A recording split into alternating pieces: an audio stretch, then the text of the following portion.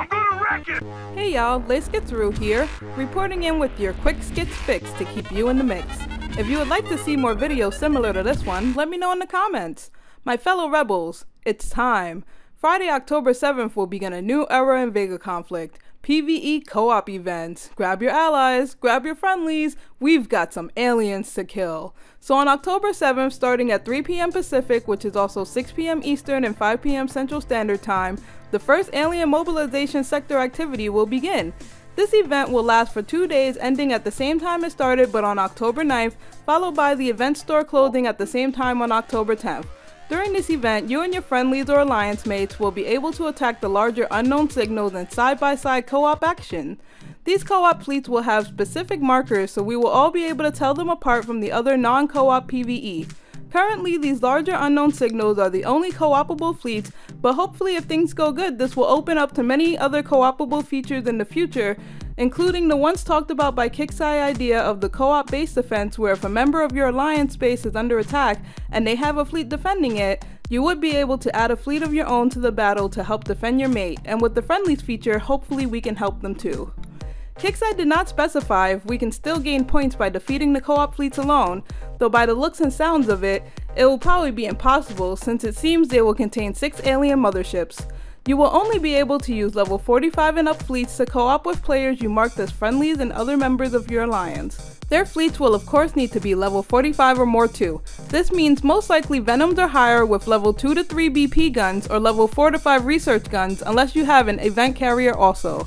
Once you or them are in battle with one of the co-op marked larger unknown signals, the other may join by clicking on the fleet and then selecting the option to join in. Currently, there will only be a limit of 2 rebels per fight, so once those 2 players have joined in battle, no one else can. I'm hoping in the future we might get the option of more than just 2 players at once, and even better if against processing complexes. I haven't seen anything about the specific point payout numbers, though I have heard that the amount of points paid out will depend on how much the player has helped out, which means if you and your friendlies both join in the fight but only one of your fleets actually fight while the other sorta just sits there and looks pretty, then only the player who have fought will actually receive points. So no mooching off your big friends thinking you're gonna get free points. If you are not in my alliance and would like to add me as a friendlies, let me know in the comments, and maybe we can set that up for this or other Alien Mobilization Sector Activity events.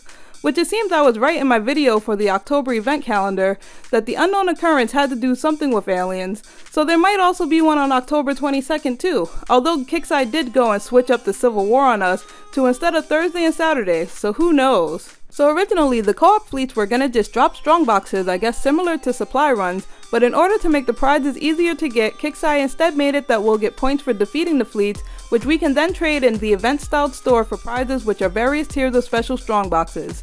The legendary prize strongbox with a limit of 30 may contain what looks like a chance at a heretic cruiser, machete destroyer, or vigilante battleship pre-built ISC hull, or level 2 or 3 of one of the new 3 weapons. The gold prize strongbox may contain the same thing as the legendary box, but may also contain a level 1 version of the new guns, and it has a limit of 25 boxes.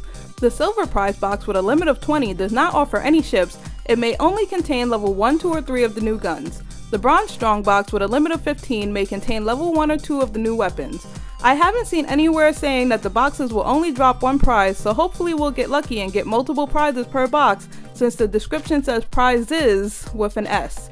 I don't like though how it says may contain, leaving me to wonder if there's a chance I might end up getting some other random stuff, or even nothing at all. These new weapons seem like our old research weapons, but with a twist. Also, the symbol in the store next to them looks as if they will be reusable items similar to the armor we get from Civil War. The precise Gauss drivers are very similar to the researchable Gauss drivers. They both have the same speed and inner range, but the precise Gauss driver has a higher outer range along with bigger DPS and mass. The precise all have 700M longer range, with precise ones being slightly bigger mass and DPS than Gauss driver level 3s, along with precise level 2s being a little bit smaller and precise level 3s a little bit bigger than Gauss driver level 5s. The frenzied scatter missiles have the same exact spread and range as our ordinary scatter missiles, but the speed, mass, AoE radius, and DPS are all way higher. Level 1 frenzies outbeat Scatter Missile 5 by a lot alone. Its stats are more like the arc missiles, with shorter range to compensate for the lack of blind spot if rushed upon, and with faster speeds and more firepower for the weight of the gun. Who knows when Skitzaroo is gonna offer arc missiles again though. Last for the three are the repeating Polaron rays, which are seriously as if the research Polaron rays and our blueprint Echo rays has had a baby. Repeating Polaron rays 1, 2, and 3 all have the same speed, range, and basically DPS as our regular Polaron rays. Well, except that level 1 repeating is 1 DPS higher than regular Polaron 1s. But additionally, the repeating Polaron rays have a chain and module damage as our Echo rays with the mass much closer to the research Polaron rays' weight. In case you haven't noticed yet, there is currently a ship refit event where you may refit your ships with 40% less refit time between now and the first hour of the Alien Mobilization Sector Activity. It was recommended that you obtain and equip the latest Demon Corps technology in order to survive. Though if these aliens are the same ones that we have encountered during the last two events, then I think the Aurora Dread Narok and Zeal Narok fleets with the RAG marked up to 3 or higher along with all Bomber 3s would be good, though I also think it would be better to use a Valkyrie or Valhalla carrier with all Bomber 3s instead to take advantage of the extra damage dealt thanks to their field boost.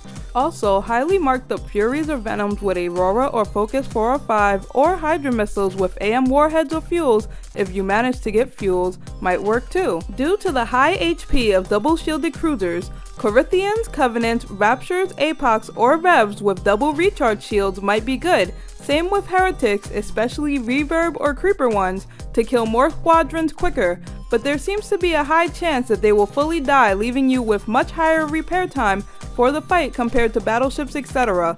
Thus, in my opinion, making them possibly bad or more of a worst case scenario. Also, of course, I think the great boom shakalaka unstable reactors, if you have them already fitted, would be good if you can manage to get your ships to die on top of the alien ships.